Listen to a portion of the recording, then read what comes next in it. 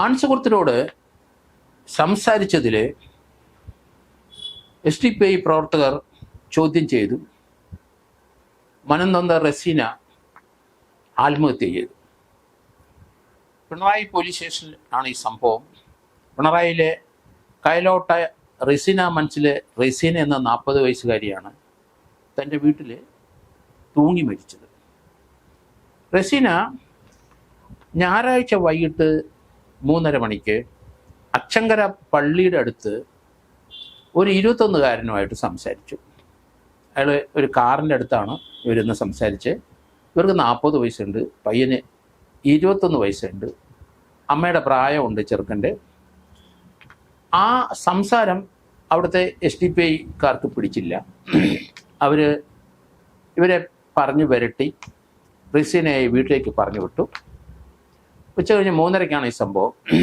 അതിനുശേഷം ഇവനെ മയ്യത്തുള്ള ഈ 21 വയസ്സുകാരൻ മയ്യിലുള്ള 21 വയസ്സുകാരനെ അവർ മർദ്ദിച്ചു. അതിനടുത്തൊരു ഗ്രൗണ്ടിലോട്ട് കൊണ്ടുപോയി നിരന്തരം 3 പേര് ചോദ്യം ചെയ്തു. മുബസ്സിറും ഫൈസലും റഫ്നാസും എന്ന് പറയുന്ന 3 പേരാണ്. അവരുടെ കൂടെ വീണ്ടും 1-2 പേരൊക്കെ ചേർന്നു. അവരെല്ലാം SDPIക്കാരാണ്.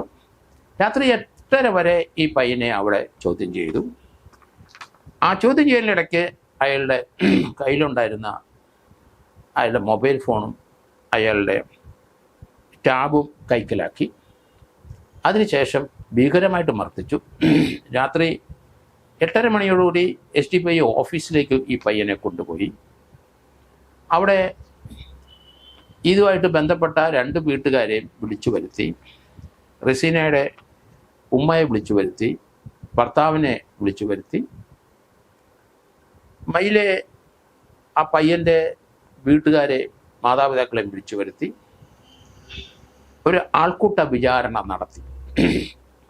എന്താണ് ഇതിനുള്ള അധികാരം എന്നെനിക്ക് മനസ്സിലാവുന്നില്ല. വിചാരണ നടത്തിയിട്ട് അതെന്ത് തീരുമാനം എടുത്തൊന്നും അറിയില്ല. രാത്രി 10-12 മണിക്ക് ആയപ്പോൾ എല്ലാവരെയും വിട്ടു.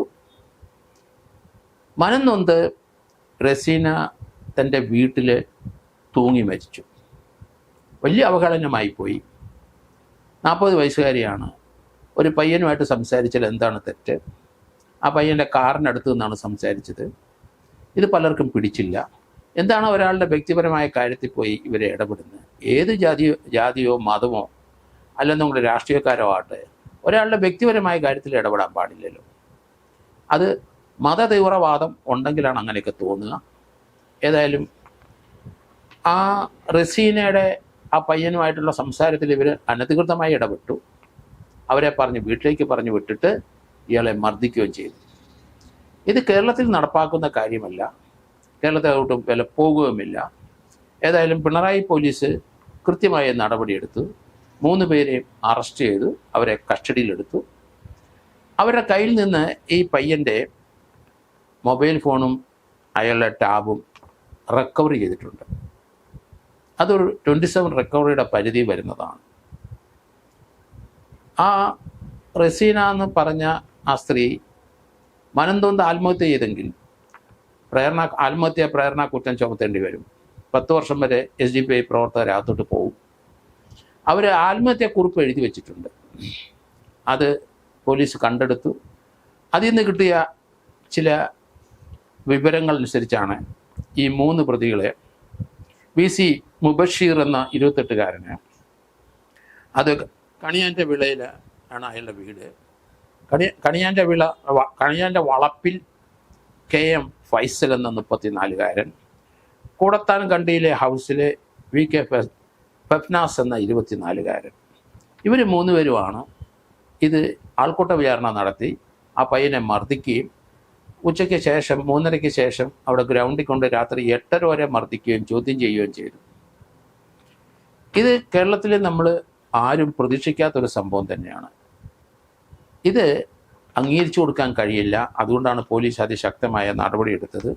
27 റിക്കവറി നടത്തിയിട്ടുണ്ട്. പക്ഷേ ആ 40 വയസ്സുകാരുടെ വേദന നമ്മൾ മനസ്സിലാക്കണം. അവർക്കൊരു സ്വതന്ത്രമായിട്ട് ആരോടും സംസാരിക്കുന്നതിന് എന്താണ് അവകാശം? ഇപ്പം ലിവിങ് ടുഗദറൊക്കെ ധാരാളം കേരളത്തിലായി കഴിഞ്ഞല്ലോ. പലരും കൊല്ലപ്പെടുന്നൊക്കെ ഉണ്ടെങ്കിലും ലിവിങ് ടുഗദറൊന്നും ആരും ചോദ്യം ചെയ്യാൻ പോകുന്നില്ല.